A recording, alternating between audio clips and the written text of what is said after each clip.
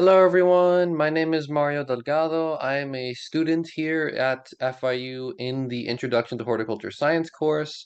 And for my final project for the horticulture course, where we have to do a presentation on a specific plant, I decided to choose a native plant that's native here to South Florida and some other southern regions, as we'll see later. But that specific plant is Hamelia Patens, aka the Firebush. And I actually decided to choose this specific plant because I've actually gotten quite a bit of up close experience with it. I am an intern at FIU's Office of Sustainability, and I work a lot in the nature preserve, of which we have a lot of these plants in the nature preserve within the hardwood hammock. And so I've always kind of just seen these plants around. I've always thought they were very striking, very beautiful, very interesting looking. And I decided to do some more research on them and make them the focus of our final project here. So it's kind of the origin behind why I chose this plant, but now let's discuss the origin of the plant itself.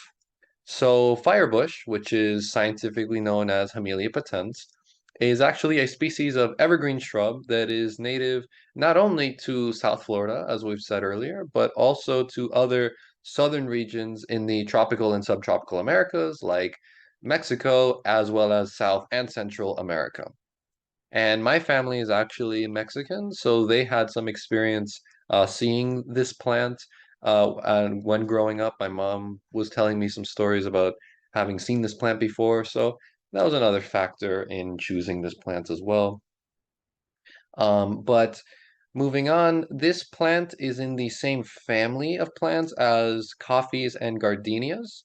And they are actually flowering pollinator plants that reside within hardwood hammocks, which is actually where they can be found within FIU's nature preserve, as you'll see later. I'm going to record a video where I go to the nature preserve and kind of showcase the plant in its natural habitat where they can be found over there. Um, and just show you up close and personal. I'll attach that video separately to this one, but that'll be later. So other than hardwood hammocks, they also can be found residing in coastal and upland forests, where they, as we described, are pollinator plants and as such serve as buffets of sweet nectar for various species of pollinators like hummingbirds, butterflies, bees, etc. And their sweet nectar is something that we're definitely going to come back to. It's very important to why this plant is kind of a very integral part of its ecosystem. So moving on, we're going to be talking a little bit more about the specific kind of botany of the plant. To many botanists, it's regarded as a perennial semi-woody shrub, which blooms year-round here in South Florida. And when it does bloom, as we saw in the picture on the last slide, they sport these very vibrant, bright red, tube-shaped flowers that not only produce sweet nectar, but also produce these small edible black berries, which are edible to us humans as well, but I would suggest not eating them, as I've been told by some people in the preserve that they are not very good. But they are eaten by some other animals that reside in the ecosystem, so it makes them popular among the various species and pollinator species, such as hummingbirds, species like that.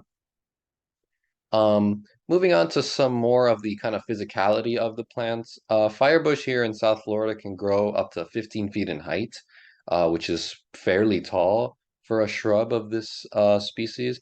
And these plants are notoriously hardy in nature. They grow in the hardwood hammocks and in many places with hot weather, such as Mexico and Florida, which means that they kind of have to be hardy, meaning that they are heat and drought resistance, as well as being very adaptable. They can grow in a range of soils of different kinds of, fertility with little to no insects or disease problems.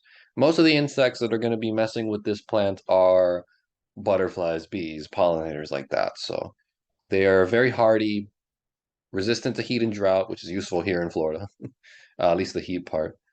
And yeah, they're very hardy plants. So moving on, we're going to be speaking a little bit more to the physiology of the plant as well as how they propagate. So as we've described earlier, they have a tendency to attract various pollinator species, and the way that these shrubs actually reproduce is that they develop their seeds in these little pods and then drop them off into the soil to be eaten by animals and then kind of excreted out elsewhere, where the seeds are then deposited and they grow into new shrubs, which is a fairly simple way of propagation. But for others who want to grow these flowering plants, cutting is also a very common form of propagation among farmers, gardeners, botanists, as an artificial way of propagation. All you do is you cut at the stem, and it will take root very easily in soil, which kind of harkens back to its adaptability and ability to kind of grow in many different types of soil. This is just another example of that, cutting at the stem. The roots of that stem will grow very easily into a new shrub, especially if kept warm, around 85 degrees Fahrenheit. They definitely like this warmer kind of weather, like here in South Florida. And once they do bloom, they should mature within the spring time and reoccur throughout the autumn season. And once they do bloom, you will see that the plant's evergreen leaves, as you can see here, will sport some hair-like red tomentum, which hopefully you will see a little better and more up close when I record in the nature preserve. But as you can see, the stems and petioles also adopt this bright, beautiful crimson hue of these tube-like plants, these tube-like flowers. As you can see here, even the leaves themselves kind of have this little red coloration to them. Very striking, very noticeable out in the wild. Um, and the leaves are often found in these clusters of three, as you can see here. They're usually just in these little clusters that grow at kind of the stems of the branches. And as we've described earlier, red tubular flowers containing the sweet nectar that species like this butterfly feed on, that grow at the summit of each branches, followed sometimes by the dark red berries that they produce as well. So lastly, we're going to be discussing some of the more practical applications of the flower that are used throughout the world today. And what's very interesting about Hamelia patens is that it's not only a very good flowering plant for a garden or a hedge, but it actually has a lot of medicinal uses as well. For instance, in Mexico or in tropical places in the Americas like Belize, many of the native peoples actually use the shrubs, leaves, flowers, and stems uh, and use the extract from them to treat rashes, skin funguses, sores, insect bites, stings, all manner of different things. And as we can see here, this is an example of a brand that actually sells Firebush flower extract as a medicinal remedy. Gold Water Alchemy is one such brand, and they sell it to people in order to be used to treat sores and stuff like that. But not only that, some teas actually are made from the shrubs, flowers, and stems that also have similar medicinal uses, such as antifungal and anti-diarrheal remedies, which is a very good thing. So, definitely a practical plant as well as a beautiful one.